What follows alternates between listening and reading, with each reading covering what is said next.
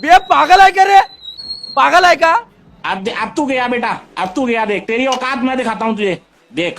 पागल मी नाही, पागल तू आहे. फुटपाथवरून चालायला पाहिजे ना. फुटपाथ आहे का इथं? दिसून राहिला का फुटपाथ? नाही दिसत आहे ना, नाही दिसत आहे ना. मग मागून येणाऱ्या गाड्या दिसून राहिल्या का तुले?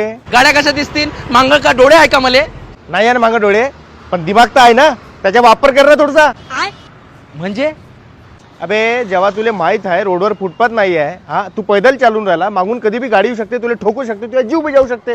तर अशा टायमाला दिमाग लावला पाहिजे ना. अरे दिमाग वापरा लागन म्हणजे का करा लागन? आता का उडून जाऊ का?